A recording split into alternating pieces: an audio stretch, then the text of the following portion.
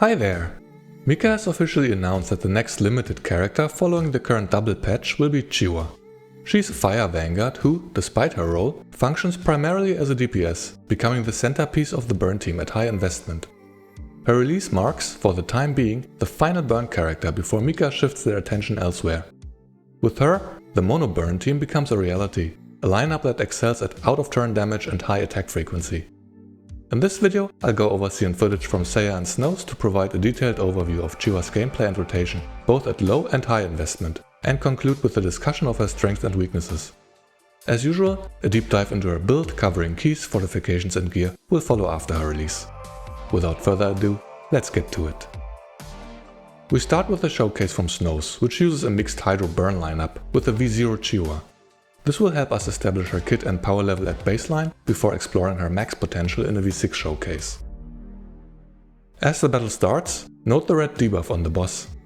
This is Qiuhua's Scorch Mark, which tallies the number of burn damage dealing attacks throughout the turn. She applied the debuff at the start of the turn via her second fix key. Without the key, she'd have to attack before her burn allies in order to apply the mark. The key's effect has a 2-turn cooldown and the debuff lasts for 3 turns, so in a gunsmoke fight with a single enemy, you won't have to worry about Scorch Mark falling off. Before V3, the mark counts up to 12 instances of burn damage, which are tracked via the yellow crosshair left to the debuff. Since Vector just used her ultimate, the count is at 1 stack. Unfortunately, this tally uses the same icon as Nemertia's mechanic, which counts hits from enemies with more than 3 buffs. At the end of the enemy's turn, the Scorch Mark stacks are converted into damage for 7% of Qiuhua's attack per stack, meaning below V3, the skill multiplier of this end of turn attack equates at most to 84% of Qiuhua's attack.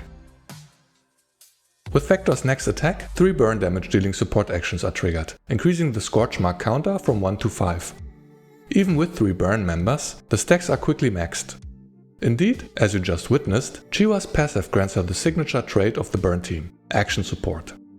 Here, Chongju's support action is triggered by Vector's single target attack. This applies Overburn, which in turn triggers Vector and Qiuhua.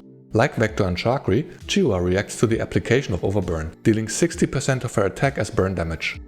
Below V2, this can occur once per turn. Of course, since she deals burn damage, the total number is increased by 1 or 2, depending on Vector's investment. The support actions also restore 1 confectance point for her, so if she pairs with the V1 Vector, she can restore 3 confectance points every turn, or 4 if she's at least V2. Now Qiuhua uses her S2. First, the skill allows her to teleport to a tile within a 6-tile radius of her own position. This is a bit of mobility to remind us of her vanguard role. After teleporting, she attacks the nearest enemy for 30% of her attack, dealing single target burn damage. QJ loves single target attacks, so another 3 support actions ensue. After the action concludes, she gains extra command. This explains the low skill multiplier of only 30%. The S2 also reduces the ultimate's cooldown by 1 turn, which becomes relevant at higher investment. Essentially, you always want to use her S2 when available, since it grants you 1 more single target attack in that round to squeeze QJ dry. That said, she then uses her S1. This is another single target attack which deals 120% of her attack as burn damage. If she is within 4 tiles of her target, she will deal 5% more damage and shred 1 more stability point, so you always want to stay close to the boss. The skill costs 2 confectance points and has no cooldown. As before, the skill triggers everyone's support actions. With this, Vector and Qiuhua are out of assists, and the Scorch Mark counter has reached its limit of 12. At the end of the enemy's turn, the damage from the Scorch Mark kicks in. The timing is like Cluecase's dot, though the game treats this as a single target attack, which triggers an assist from QJ. At 12 stacks, with a 7% attack multiplier per stack, the total damage amounts to 84% of Qiuhua's attack. At V0, the damage is not too impressive. On the next turn, the Scorch Mark is still active, but the counter is reset. Since her S2 has 1 turn cooldown, she uses only her S1 this time. Her ultimate deals AoE damage and has lower priority before her V1 upgrade. As the skill deals damage, the Scorch Mark counter starts again. After the next 3 support actions, we're back at 4 stacks. With Vector's next attack, which applies Overburn, a total of 5 support actions unfold. I'm slowing the footage down so that you can do an eyeball comparison of the damage everyone does with their support actions. QJ's damage is higher, since everything in her kit revolves around buffing her out of turn attacks. Vector and Qiuhua deal similar numbers, though to be fair, she just got buffed by Qiuh's V5 effect. Here are the values side by side with Qiuhua's buffed support action from her previous attack. At V0, she does a bit more damage than Vector, but not by much. On turn 3, the S2 is available again, so Qiuhua leads with this attack due to the extra command. Next, to take care of the tentacle, she uses her ultimate, which deals 90% of her attack as burn damage in a 3-tile AoE around the selected location. Before the damage goes through, she applies Scorch Mark to all targets in range. Without her fix key or in multi-target fights, this is her method of applying and refreshing the debuff. Then, as the damage unfolds, Qiuhua consumes her Confectance Index to increase the ultimate's damage multiplier. Each point increases the multiplier by 5%, up to a max of 30%, which equates to a total of 120% of her attack as burn damage. Since this is an AoE attack, no support actions are triggered. Even though the ultimate has a lengthy cooldown, remember that her S2 lowers it by a turn. I'm jumping ahead by a round to the next use of the S2 to demonstrate this effect. This essentially reduces the ultimate's cooldown to only 2 turns. Though again, at V0 it's most likely not a priority in single target fights. Returning to the previous scene. Now that Qiuhua's index is emptied, she needs to rebuild her Confectance points via her support actions. On the next turn, only her S1 is available, which costs 2 Confectance points. Therefore, her turn order on this or the next round needs to consider this by having her perform 2 support actions before she makes her next move. Since she went before the others this round, she can still perform 2 of her support actions. If your Vector is not V1, this may be more of an issue. Here, you see her support action restore the first Confectance point. With this, you've seen her baseline kit. From the final damage overview, you can see that she contributes a little more damage than a V1 Vector, though obviously providing much less utility. While she completes the mono burn lineup, she doesn't exactly elevate it to the top of the meta without steep investment. Speaking of, let's move on to the V6 showcase from Seiya, using a mono burn comp with Centaurasi and Chakri. Note as Vector uses her ultimate, the Scorch Mark counter jumps up to 2. Due to Qiuhua's V6 upgrade, every burn type attack now grants 2 instead of 1 stack, with no more limit. The multiplier is also increased from 7 to 10% of her attack per stack. All of these changes make the Scorch Mark damage a much more important aspect of her kit. On the burn team, everyone besides Centaurasi provides plenty of burn type attacks. After Vector's turn, the counter is already at 12 stacks. Qiuhua now goes last in the turn order to maximize the Scorch Marks on the target. She starts by using her S2, which has an upgraded damage multiplier of 80% of her attack, and provides her with Phase Boost and Stability Assault 2 for the next attack. The increase to her stability damage should be irrelevant when going last, but the 20% additional elemental damage is a free boost given that her S2 grants extra command. Note that the boss is now at 40 stacks of the Scorch Mark. This is relevant now as Qiuhua uses her ultimate. This still deals 120% of her attack as AoE burn damage by consuming her Confectance Index, but now the Scorch Mark damage is triggered 1 extra time without resetting the stacks. This change is due to her V1 upgrade, but without the lift on the stack limit, the V1 doesn't add much of a damage boost. With 40 stacks of the mark, this equates to a skill damage multiplier of 400% of Qiuhua's attack. In contrast to before with a max multiplier of 84%, this is quite the upgrade. This is the reason why she now needs to go last in the turn order to maximize the stack count, since they are converted to damage during your team's turn via her ultimate. Note that the V1 upgrade also reduces the ultimate cooldown from 3 to 2 turns, so alongside the cooldown lowering effect of her S2, she can now use her ultimate every other turn. Finally, as previously mentioned, the Scorch Mark explosion is considered as a single target attack which triggers an assist from Qiuhua. While Vector, Chakri and Centaurasi activate Qiuhua's support actions at most once, Qiuhua is able to trigger Qiuhua twice at V0 and up to 3 times at V1, but only every other turn when her ultimate is available. As mentioned, the burn damage that Qiuhua and Qiuhua contributed at the end of the turn still increased the Scorch Mark tally. In fact, the Scorch Mark explosion itself increases the stacks by 2. At the end of the enemy's turn, the regular instance of Scorch Mark's damage kicks in, now with a multiplier of 460% of Qiuhua's attack. This also squeezes out the final assist from Qiuhua. On the next turn, Qiuhua's cooldowns dictate the use of her S1. Nothing much has changed about this skill, except for a bit of bonus damage and extra movement after the skill concludes. Continuing with the third turn. Here you see the benefit of the lowered ultimate cooldown.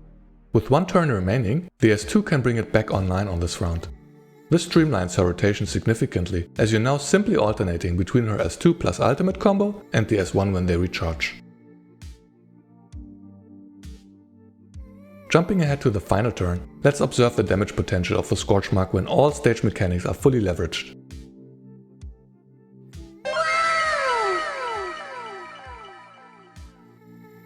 That's impressive damage, at least by our current global standards.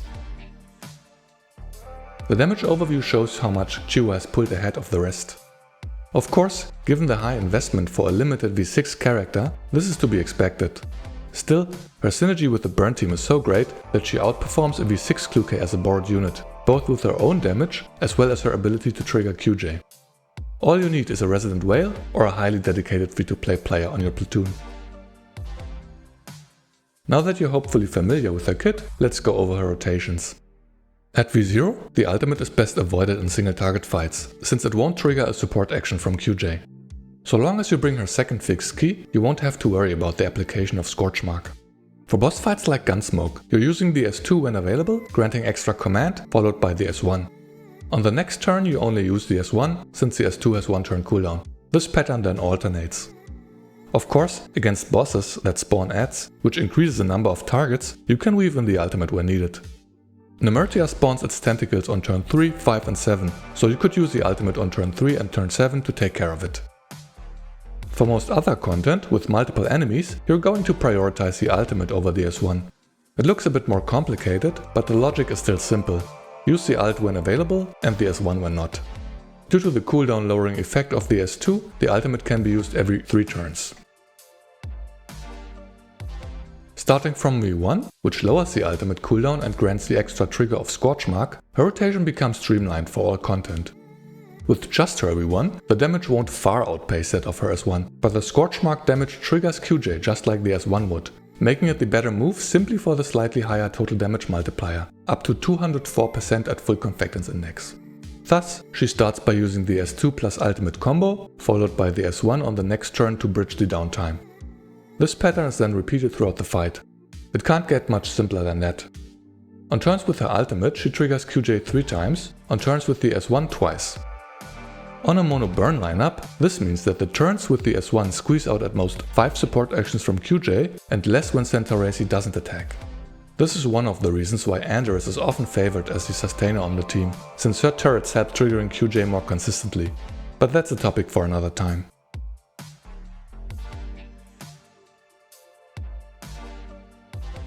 In summary, Qiuhua is the final puzzle piece for the mono burn team lineup. While she doesn't provide much beyond damage, she synergizes with the team due to support actions and her ability to trigger QJ multiple times. On normal map stages, her vanguard role comes with great mobility. With a movement range of 9 tiles and a teleport for another 6 tiles, she can traverse 15 tiles with one move and ignore difficult terrain. This is of less interest now, but will become more relevant when the new PvA stages arrive.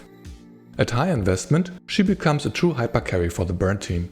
At the time of her CN release, she had the highest single target damage in the game, outperforming Qiuhua and Tololo when paired with her burn allies.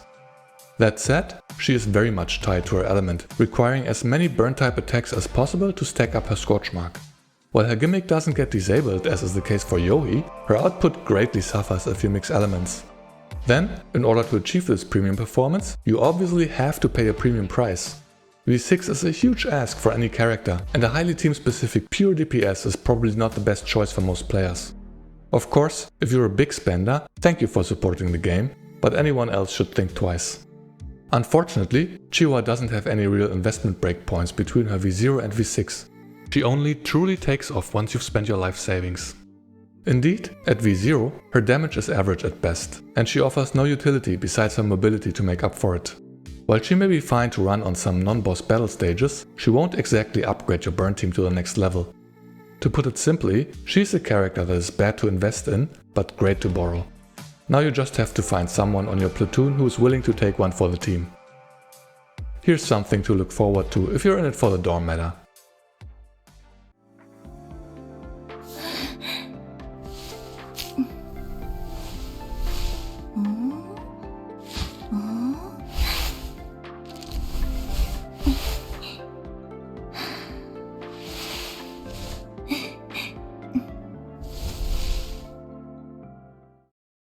Oh my. Where was I? To illustrate my point about her missing breakpoints, here are calculations from CN content creator ReTempest, comparing the relative increase in damage with each upgrade. The baseline of 100% is her performance at V0 with her signature weapon. Without her signature weapon and just the Battle Pass shotgun, her output is diminished by 8%.